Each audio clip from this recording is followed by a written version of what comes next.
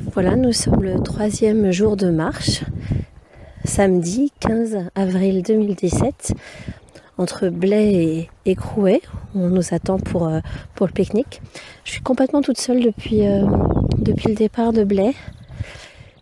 Et j'ai un sentiment assez bizarre parce que un peu de nostalgie aussi et de comparaison. Je croise des habitats dispersés, certes, normal on va dire.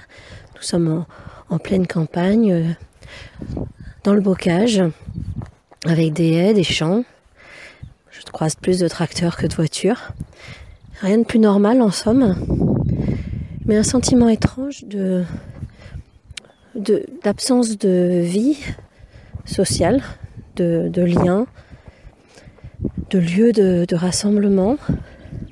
Et j'ai tendance bizarrement à comparer avec ce que j'ai pu connaître il y a plus de 20 ans en Suède, on va dire même 25 ans, quand je suis arrivée en Suède pour la première fois, et que j'habitais dans des zones similaires, dans des hameaux, complètement éloignés des centres-villes, et où il y avait systématiquement, même si c'était pour 200 ou 150 habitants, une petite supérette. En général c'était Ica Toppen ou un Kosum. Ces noms, je suis extrêmement nostalgique parfois, des petites supérettes comme ça où on pouvait trouver de tout. Alors évidemment pas 50 sortes de yaourts, mais bien de tout. Et c'était très agréable puisque c'était vraiment le lieu où on rencontrait tout le village. Et puis en plus de la supérette, il y avait souvent une bibliothèque. Et c'est vrai que ça me manque un petit peu ici. Je pense qu'on devrait être capable de retrouver cette vie-là, cette solidarité, ces liens, cette convivialité, même à l'intérieur des petits bourgs du Bessin, de la côte, bref, partout. Et si j'en parle, c'est parce que justement j'ai l'impression que cette absence de lien, cet isolement que je constate, qui est peut-être intériorisé, mais qui parfois ressort dans les mots ou dans les votes, cet isolement a vraiment conduit à ce qu'on se sente comme un citoyen de seconde zone, sans transport en commun, sans rien. Voilà, on a choisi de vivre là, on en paye le prix, et puis c'est tout.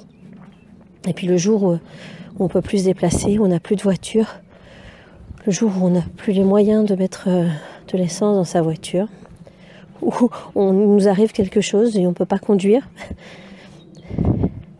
il n'y a plus rien. On s'appuie sur les voisins, si on a de la chance, ou la famille, si on a de la chance aussi. Sinon, on reste tout seul.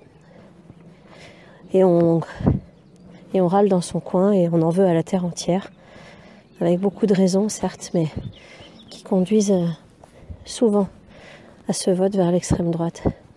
Alors je vais arriver à Crouet tout à l'heure.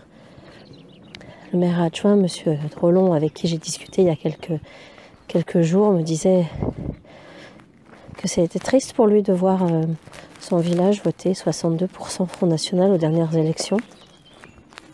Je le conçois, parce que c'est malheureusement pas Marine Le Pen qui va remettre de la vie dans un village. C'est pas spécialement à son programme. Alors ça fera peut-être du bien pour certains sur le coup, mais ça ne construira rien pour maintenant ni pour l'avenir. Il faut qu'on arrive à investir localement. C'est cet investissement local pour une future monnaie locale qui fera changer les choses, j'en suis sûre. La seule chose qui pourra changer les choses pour qu'on puisse continuer à vivre ici, sans accentuer les villes dortoirs, avec aucun commerce, aucun service. Et puis comme on parle de monnaie locale, d'investissement local pour les TPE, les PME, les commerces qui auraient envie de s'installer et à qui on doit donner envie de s'installer et à qui on doit garantir un chiffre d'affaires juste pour un revenu décent. J'écoutais tout à l'heure sur France Inter dans la voiture, une émission d'économie.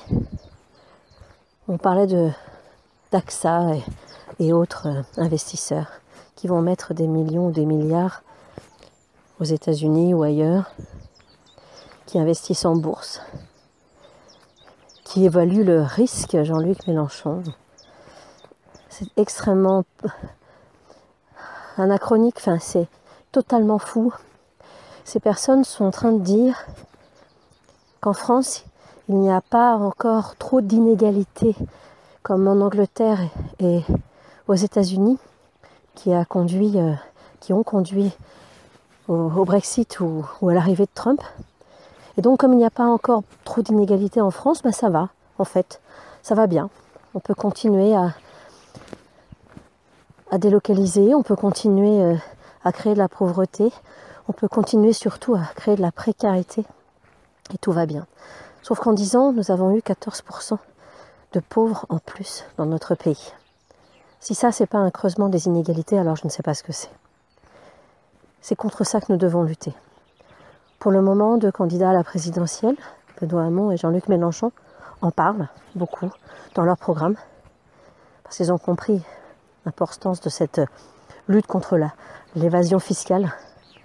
80 milliards minimum par an qui partent dans les caisses des paradis fiscaux et certainement pas dans les caisses de ceux qui veulent investir ici, au plus près des populations, en local. Cet argent échappe à l'État, il échappe à tout le monde en fait. Il va juste dans la poche de quelques-uns.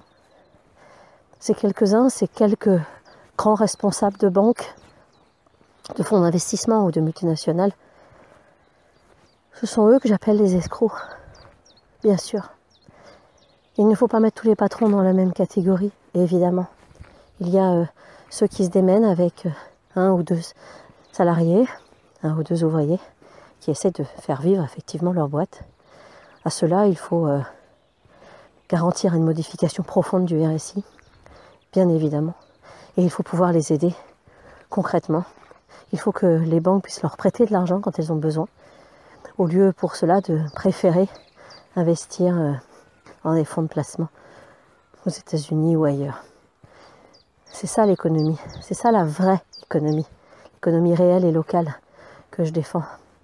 C'est pas celle qui permet à des multinationales de délocaliser parce qu'elles ont trouvé des salariés qui, au lieu de toucher notre SMIC, vont percevoir chacun 700 €. Et puis quoi? C'est quoi le suivant? 600, 500, c'est pas de cette France-là que je veux, c'est pas non plus de cette Europe-là que je veux.